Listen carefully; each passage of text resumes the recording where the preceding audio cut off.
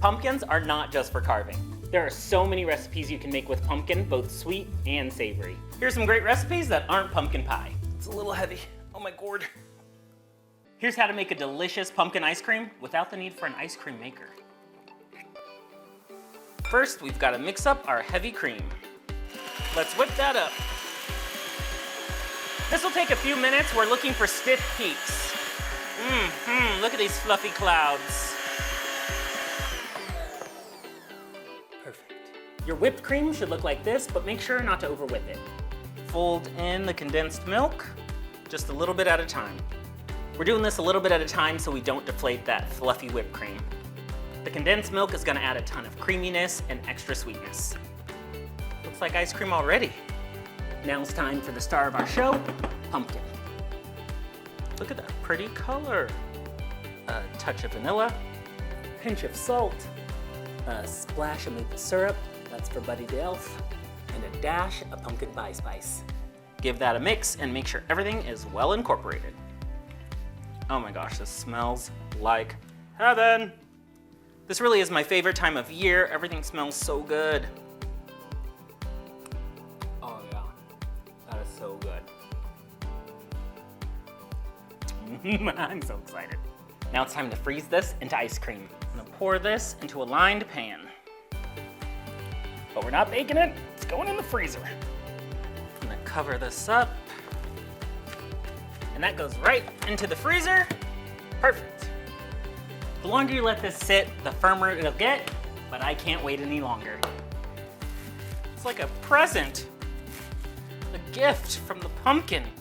This came out perfect and no need for an ice cream maker. Creamy, tastes just like pumpkin, exactly what you want for fall. I could eat this all fall long. Yum. Of course you can buy pumpkin pie spice, but this is just a blend of ingredients you probably already have in your spice cabinet. Here is everything you need to make your own pumpkin pie spice. You can probably guess, but the main ingredient is gonna be cinnamon. For my blend, I'm gonna use 2 tablespoons of ground cinnamon. I'm sure you have plenty of cinnamon at home. Next is 2 teaspoons of nutmeg. And if you've never seen it, this is whole nutmeg. Nutmeg is so popular in so many fall recipes. Now 2 teaspoons of ground ginger. Ginger is warm and a little spicy, but not too spicy. It'll be absolutely perfect in here. Next is 1 teaspoon of ground cloves. I love the color, look at that. And finally, 1 teaspoon of allspice. This really rounds out the flavor. Just give that a mix all together, and that's all you need. That smells like a trip to Grandma's house, fall leaves. Oh, so good. The best part about making your own is you control the ratio of flavors. And you can make a small amount of pumpkin spice without the need to buy a whole jar. Now these can just go right back in the cabinet for other recipes. I'm gonna show you how to make a delicious fall harvest mac and cheese.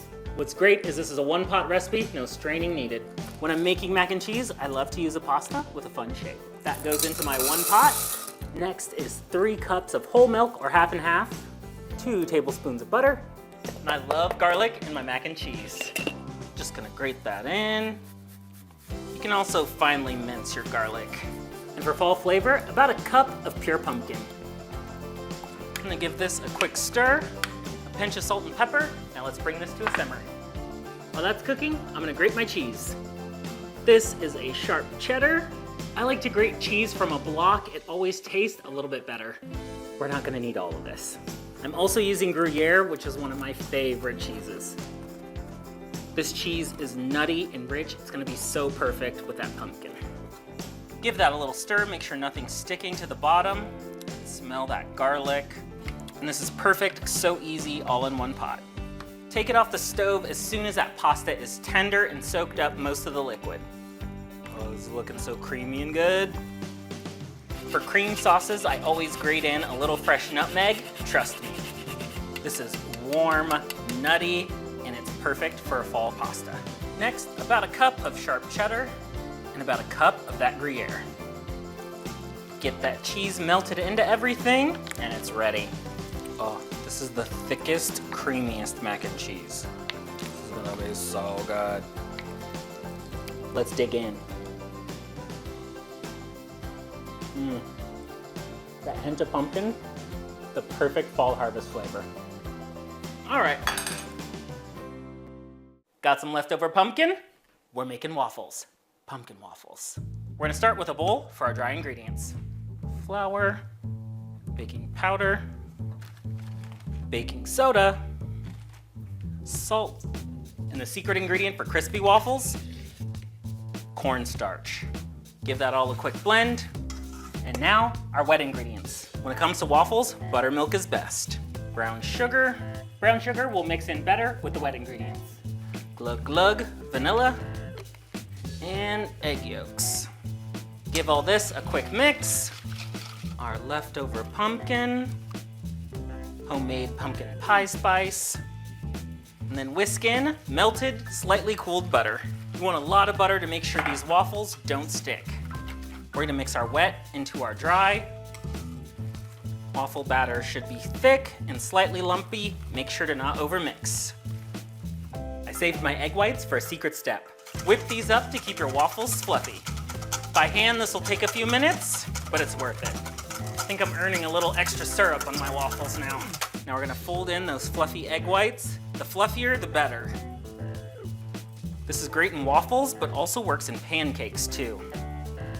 All that air in these egg whites is gonna keep these waffles fluffy and delicious. Spray your waffle iron, and a little secret, spray your measuring cup too. Every waffle maker is different, so make sure you're using the right amount of waffle batter. Close that up. Most waffle makers have an indicator of when your waffle's done, but the real trick is when it stops steaming. It's so tempting, but you're not supposed to peek. That's beautiful. To keep your waffles crisp, put them in your oven at 200 degrees right on the racks. And in my opinion, you can never have enough syrup.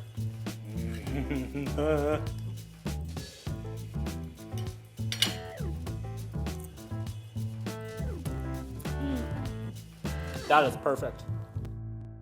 This pumpkin pie isn't dessert, it's a pizza pie. I'm gonna saute up some onion and garlic in olive oil. This is for our sauce. We just need to add a few more ingredients. First up, pumpkin. Make sure this is pure pumpkin and not pumpkin pie filling. We also need some tomato paste. Just a little bit to complement the pumpkin flavor. I'm gonna saute this just a little more to marry all those flavors. This way we're using pumpkin instead of tomato for our sauce. Just a touch of salt and a few cracks of pepper. To round out the flavor, some fresh sage just right at the end. Ooh, I can really smell that. I love the smell of sage. This is our sauce, our first layer. You've probably never had pumpkin pie like this before, and trust me, it's a treat, not a trick. Of course, we need cheese. I'm adding some cooked sausage crumbles. Really, any fall ingredient is gonna be perfect on this pizza. A little more cheese, never enough cheese. I like a little pepita seeds on top for color and texture. This pizza stone has been preheating in the oven at 500 degrees. If you don't have a pizza peel, use a cutting board with plenty of flour and cornmeal or an upside down baking sheet. I almost forgot, I like to brush the crust with a little olive oil. All that's left to do is cook and get everything melted. This looks so good. I'm just gonna top this off with a little dressed arugula. Now that's an autumn pumpkin pie.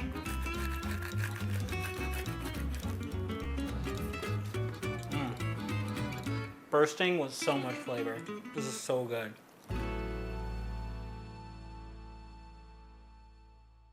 Thanks for watching Problem Solved. If you enjoyed this video, go ahead and hit that subscribe button and check out some of our other videos like these two right here.